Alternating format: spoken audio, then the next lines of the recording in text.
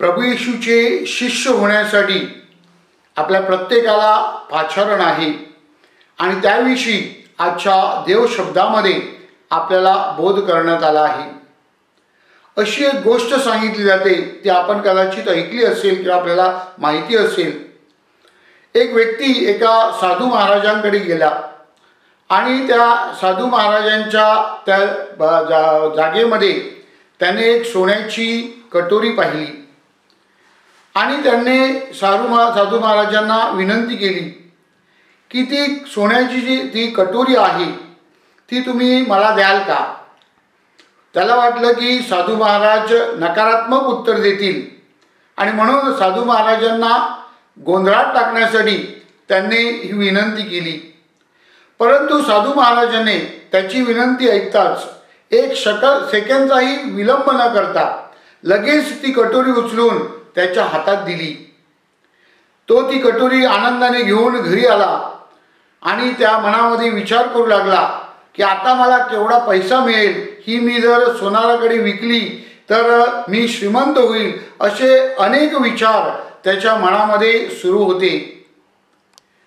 असेच विचार करत असताना अचानक त्याच्या मनामध्ये विचार आला आणि तो पुन्हा एकदा साधू महाराजांना ती कटोरी घेऊन भेटण्यासाठी गेला। सोनाराकडे न जाता तो त्या साधू महाराजांकडे परत गेला आणि त्यांनी त्या साधू महाराजांना विचारलं की ही कटोरी तुम्ही मला लगेच मी मागता बरोबर दिली, त्याचं कारण काय? ज्या कारणाने तुम्ही ही कटोरी मला दिली ते कारण मला द्या, ही कटोरी परत घ्या। ख्रिस्ताताई जमलेल्या माझ्या प्रिय बंधू भगिनीनो, जी डिटॅचमेंट किंवा कोणत्याही प्रकारची आस्था नसलेली वृत्ती साधू महाराजांकडे होती ती या भक्ताला हवी होती। कारण ती वृत्ती जर आपल्याला प्राप्त झाली तर या जगातल्या दुसऱ्या सगळ्या गोष्टी कशा दुय्यम आहेत ह्याची जाणीव आपल्याला होते।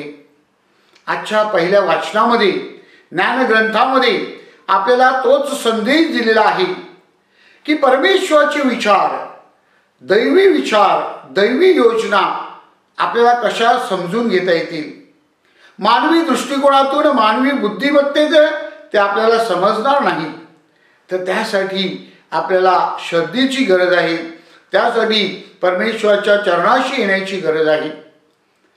दुसऱ्या वाचनामध्ये संत पौल फिलोमेनला लिहिलेल्या पत्रामध्ये आपल्याला आठवण करून देतो की आपले नातेसंबंध जे आहेत ते आपण सुधारले पाहिजेत, आपण क्षमादान ह्यामध्ये वाढले पाहिजेत आणि समेटाद्वारे आपले जे नाते आहेत ते दृढ केले पाहिजेत।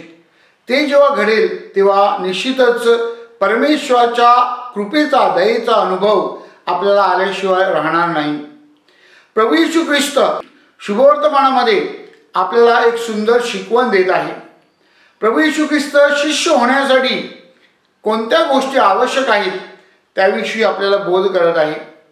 आपल्या दैनंदिन जीवनामध्ये परमेश्वराचं आपल्या जीवनामध्ये काय स्थान आहे, परमेश्वराला आपण किती महत्त्व देतो, परमेश्वर आपल्या जीवनाचा पाया आहे का, आपल्या पाठीचा कणा आहे का, आपल्या विचारशक्तीचा, योजनांचा जणू काही दृष्टिकोन आहे का, ह्यावर चिंतन करण्यासाठी प्रभू येशू ख्रिस्त आपल्याला सांगत आहे।